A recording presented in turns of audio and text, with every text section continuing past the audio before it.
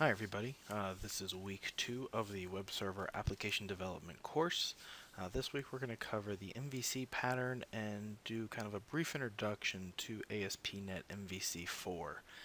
We're also going to cover a little bit of detail around modeling and what modeling is, and just kind of get an overview concept of what is MVC, why are we looking at MVC, what is ASP.NET 4, and how is that relevant.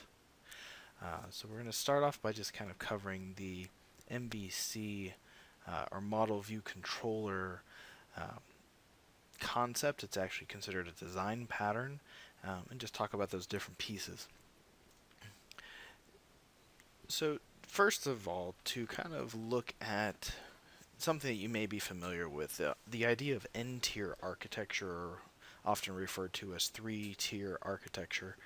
Um, This architecture basically breaks your application down into 3 core components. You have the presentation layer, the business logic or models layer, and then the data access layer. So if you think back to any previous courses that you've taken, the C# contemporary programming, for example, your program usually gets broken into these 3 layers. You start off with the presentation layer, which is your form, and you have event handler code that goes into that presentation layer. And then to actually interact or be able to capture data from the form and transport it or do something with it, you build classes or models in your project, and then you would store data from that form into those models. Then those models quite often are either serialized or saved into a database through a process of object relational mapping or data mapping from your objects to your database. And the idea is that you want to have these layers of separation so that your presentation layer talks to your business objects, and then your business objects talk to your database, and that you're able to provide some flexibility where your presentation layer isn't directly bound or tied to your database. And by putting those business objects kind of in the middle, you can make changes to the database, presumably without affecting your objects in the middle, and then your user interface stays consistent. So how does that differ with MVC, and why is MVC so important? Well, MVC is kind of a different take on the same ideas as that N-tier architecture. The MVC acronym itself stands for Models, Views, and Controllers. So models, as I kind of mentioned before, are your classes. So they represent the data in your application. So if you're building like a shopping cart system, you would have a user, an order, maybe an inventory item, category, different components such as those. The views, you can think of them as your screens or your pages in your application. It's the UI component of your application. How is the model data, the order for example, getting presented to the user? The view has the responsibility of taking that order data and actually presenting it as a view.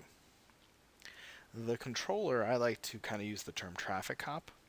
And the reason I say that is that the controller's responsibility is for managing the requests that come from users, and these requests traditionally are for views, so that the user is requesting a view when they make a website request.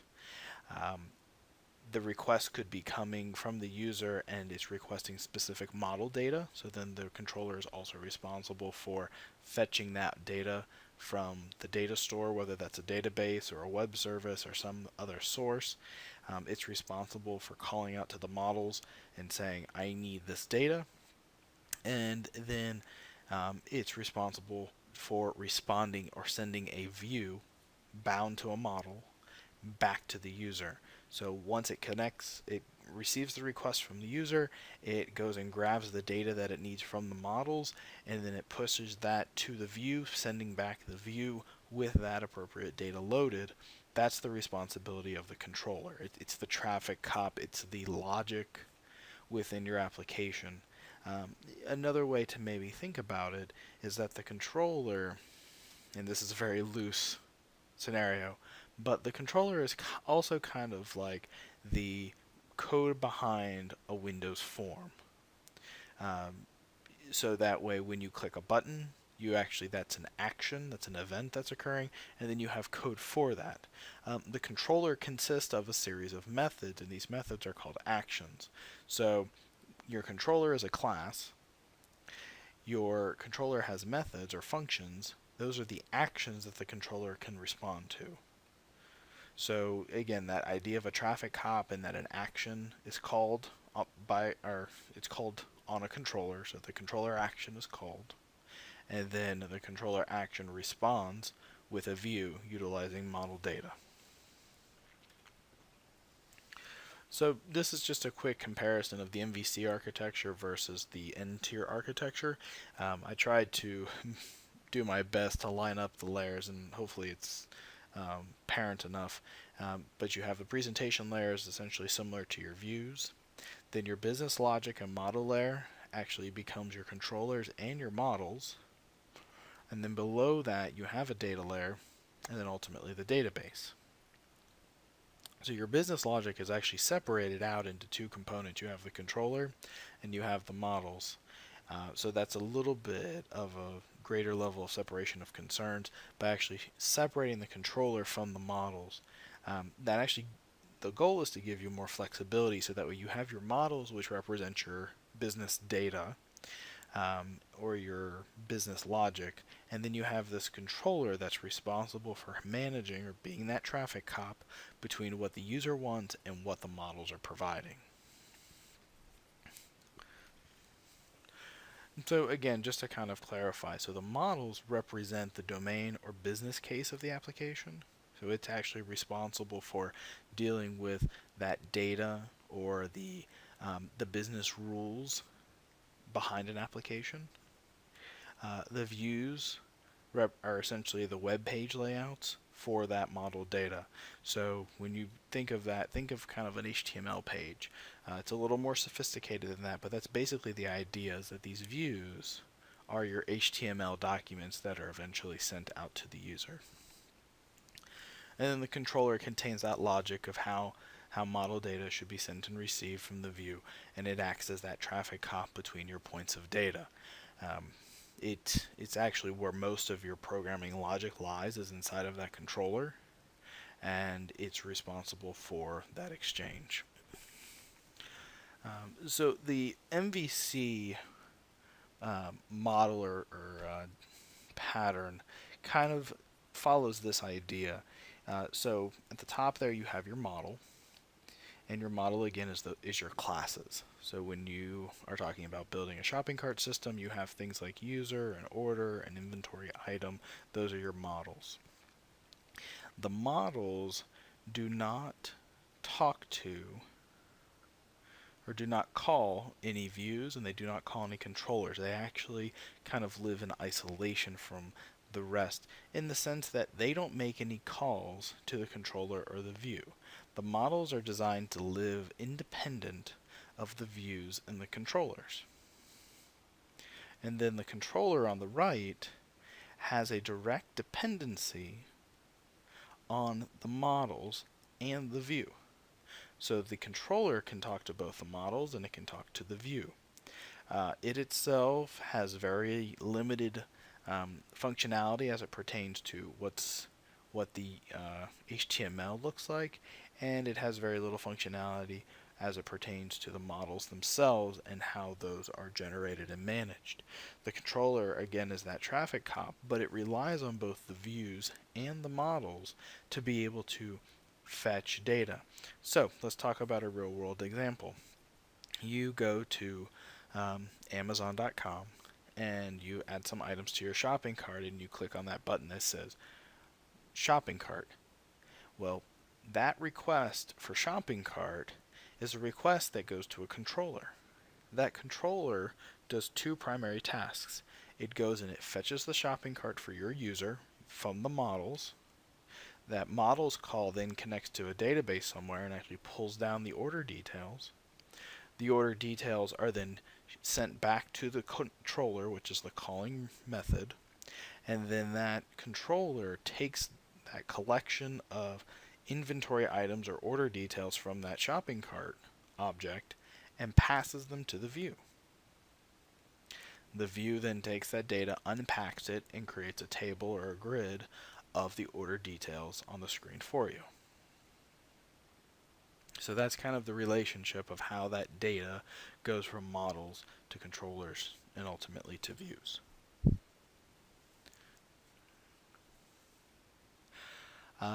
The final thing I just wanted to kind of mention as we move forward is there are a lot of MVC frameworks that exist out there on the market.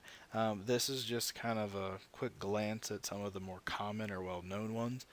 You have Ruby on Rails, which is the Ruby language with a MVC framework developed around it to facilitate fast development of web applications.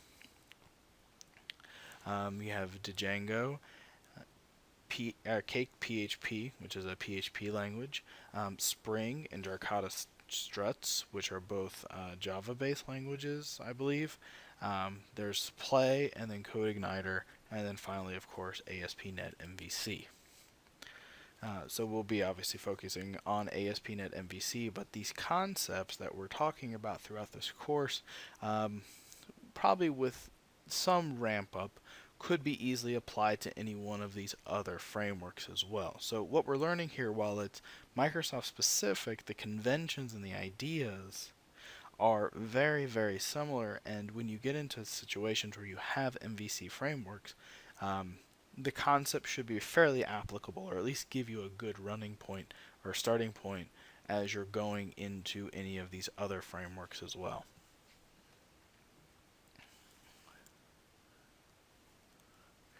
So I just want to kind of shift gears for a minute and talk a little bit in detail around ASP.NET for MVC.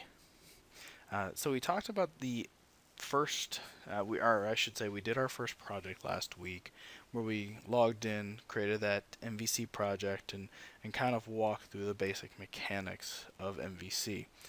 The big thing that I wanted to really focus on here is that the .NET ASP.NET MVC framework relies heavily on conventions.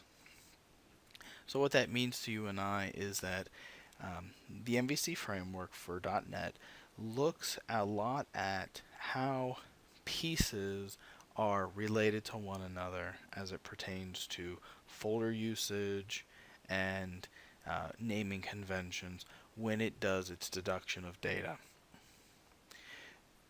and deduction of how the application should function.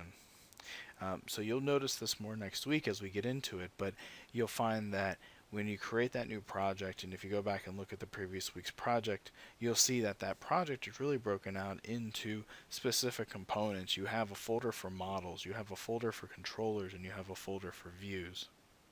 And with that the MVC framework coupled with IIS go through this process, which I have kind of demonstrated here, and I'll walk you through it.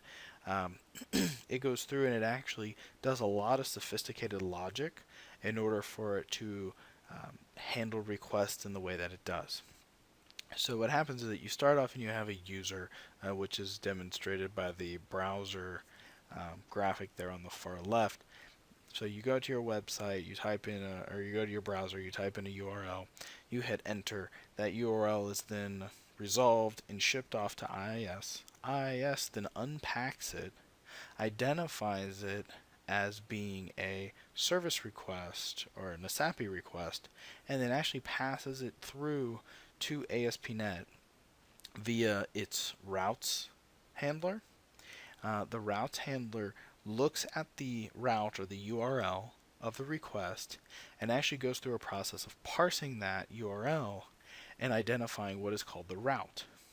So the route looks at a URL and it says there are three fundamental pieces that need to be considered. There is the controller component of the URL, there is the action component of the URL, and then there's any additional parameters that could be passed. And when it looks at the controller, it's actually looking to see, is there a class that is mapped to the controller name provided. So again, if you go back and look at your first week project, you'll notice that there is a class inside of the controllers folder called home controller. That class is then referenced when you launch the project and navigate to home/about. There's an about method inside of the home controller, and when you go home/about, you're going to the home controller and the about method. So that is how that routing piece takes place. And then the about method is the action that is called inside the controller. It's the responsibility of that action to then facilitate pulling model data and sucking it in, or loading it into a local variable within the controller, and then eventually passing that model data to a view, which is the CS HTML documents.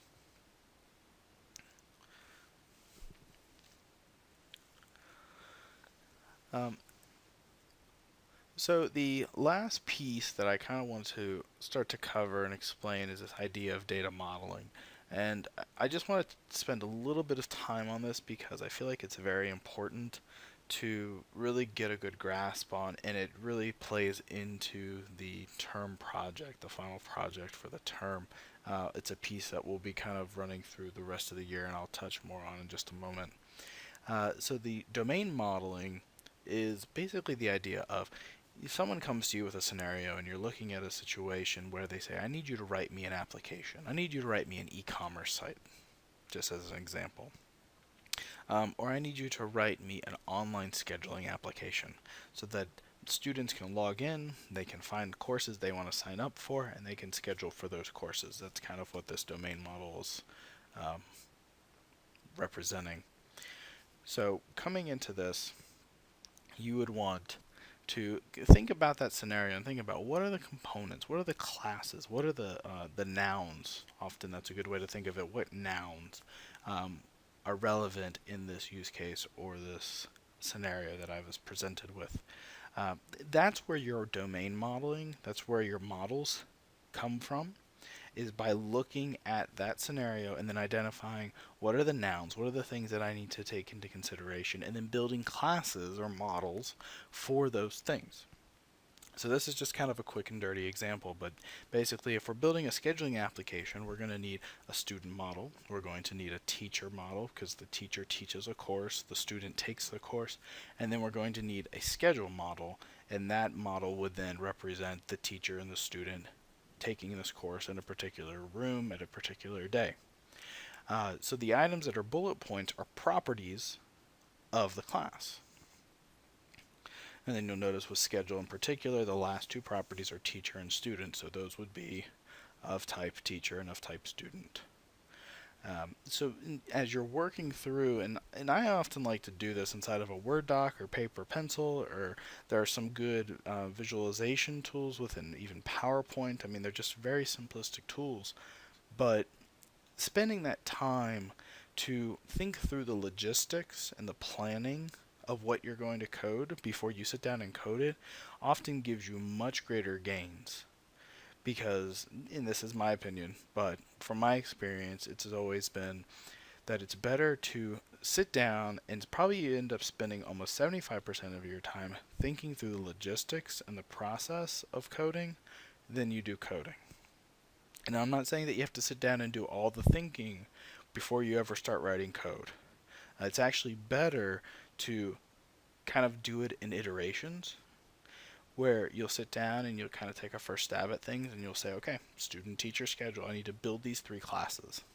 And through the process of building those classes, you're going to start to discover additional details that didn't exist when you first sat down. You'll start to think about scenarios and data and how things are relating, and then what you're going to need to do eventually when it comes to building your UI and making all those pieces gel together. And you'll have to revise this and kind of review what's happening. But this is always a great place to start, by just kind of sitting down and reflecting on who are my users, what will they be doing, what kind of data will they be interacting with, and ultimately, what is the outcome that I want to achieve with this application. So those are the ideas that I want you to kind of take away as we kind of shift gears here for a moment and talk about what I call the term project. Now, the term project itself is nothing more than a concept where I want you to sit down this week, and this will actually be your homework for the week, and think about something that you're passionate about. And I don't know exactly what that would be, but something that you're passionate about that you would have an interest in programming as a web application. Now, these applications typically are data driven. They usually involve the creation of multiple forms. There's normally a front user end to an app as well as kind of like an administrative end. And I want you to just kind of think through what potentially could you build. Is it an e-commerce site?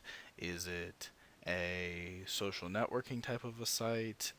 Is it something that facilitates some sort of business, such as it could be not far-fetched, but something as dramatic as like an ESPN.com, or or a Facebook, or an Amazon.com,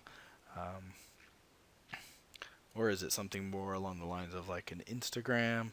Or is it something in a completely different direction where you're trying to just take a process or a workflow that maybe you already experience at work and make it online, put it online, make it digital? Whatever that is, I want you to go through and actually complete this document. So this is the term project concept. And what I'm looking for you to do is to describe to me your project concept. What would you like to build? And then once you kind of articulate that, then I want you to reflect, and I want you to name and describe the classes that you think you're going to use on this project. This is just really a brainstorming exercise at this point. I just want you to think about what do you want to build. And then once you've done that, then I want you to go through this list of expectations. These are expectations that I'm going to have for your final project. And I want you to go through and talk about what you believe you'll be doing to meet each one of these expectations. Now, I recognize, or I realize, that there are some things that are listed here that you honestly probably just don't know about yet.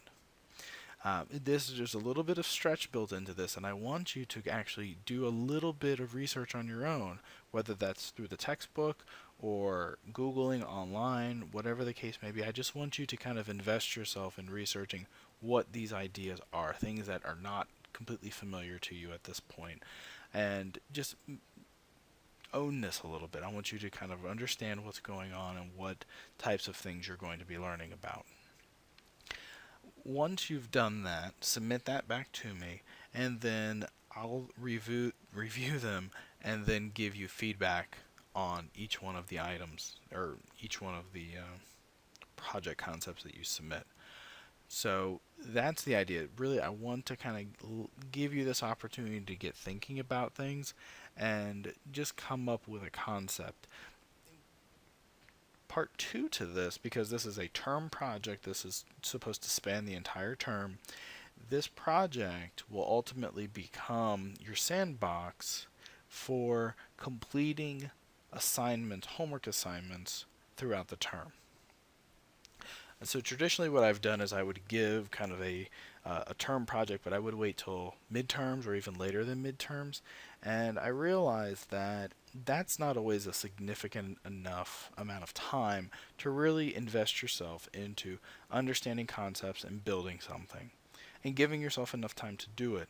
So instead of giving, 5 to 7 weeks, I want to give you the full 14 to 16 weeks to invest yourself into building this.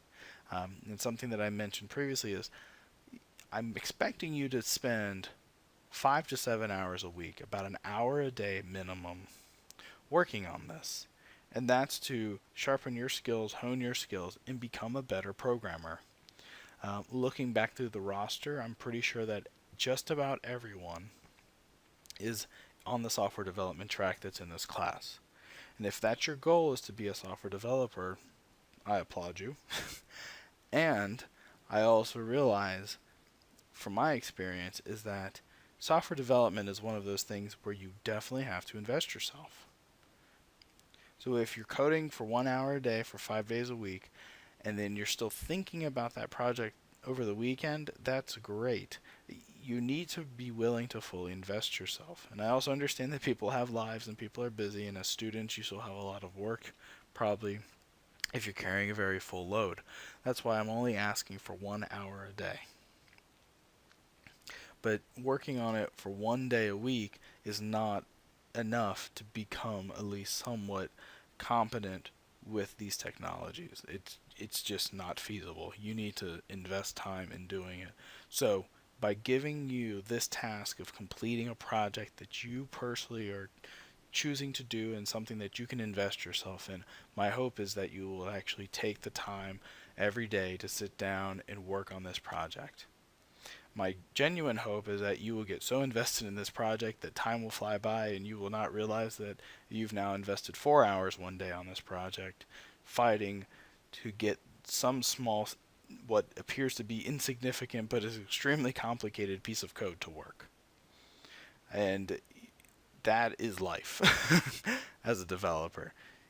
You will burn days and hours trying to get things that seem so insignificant once they working, but it's so rewarding to get a specific piece of technology to function perfectly in the way that it should. So, okay, I will get off my soapbox, and I will just ask that you do download that and complete that this week. Again, things will be due Sunday night at midnight for this, so you've got this week to complete it. I will also be getting the introduction paragraphs posted up on Blackboard for everyone to review, so I'll be going through those over the next day or so and getting those posted. If you do have any questions, please again feel free to post them in the discussion board, and either myself or you guys are welcome to peer respond. So if there's a question that's asked and someone has an answer, by all means, you're welcome to jump in there as well. All right. Thank you very much. Everybody have a great week. And again, if you need anything, please feel free to reach out to me. Bye.